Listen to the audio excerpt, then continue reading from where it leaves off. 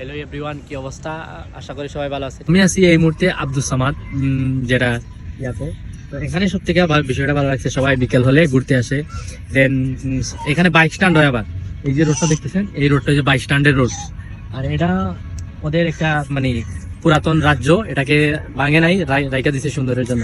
Maximum এখানে বাচ্চারা আসে খেলতে, এই যে মানে ছোট বড় সবাই খেলতেছে, যে পেড়ি খেলতেছে। এটাই সব থেকে সুন্দর বিষয়। এদিকে হচ্ছে আপনার মেইন রোড, এদিকে মেইন রোড, এখানে চত্বরের মেইন রোড। আর এইদিকে আসে মসজিদ, এই যে হচ্ছে কেন্দ্রীয় মসজিদ, যেটা এটা ওই পাশে আছে আরেকটা। এটা বলার মানে হলো সব থেকে আমাদের যে দেশে যেরকম মাঠের অভাব, এখানে কিন্তু মাঠের অভাব নাই। ওরা মাঠের করে দিছে।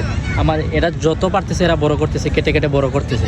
আর আমরা কেটে কেটে যত পারি কমাইতেছি। এখানে আরেকটা মজার বিষয়, যে বাচ্চারা খেলতেছে, এই যে এখানে বাপ মা ছেড়ে দেয়, হারানোর কোনো নাই, চিন্তাইকারী এগুলা নাই। এর থেকে সব থেকে বড় আমাদের মজার বিষয়।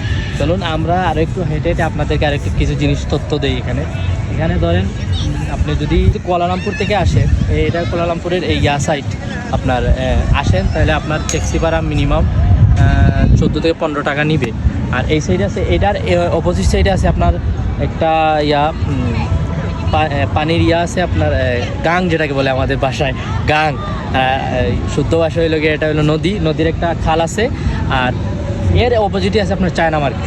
তো চায়না মার্কেট থেকে এখান থেকে আসতে আমরা হেঁটেই আসছি, কারণ এখান থেকে আর কদ্দূর, ট্যাক্সি নিলে আপনার 2 থেকে 3 টাকা নেবে।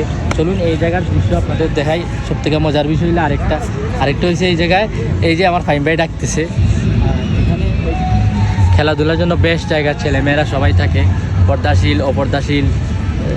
আর আরেকটা হচ্ছে আমার যেটা সব থেকে ভালো লাগছে, বাইক স্ট্যান্ড হয়, যেটা এই রোডে আপনার পুরোটা রোডেই বাইক স্ট্যান্ড হয়।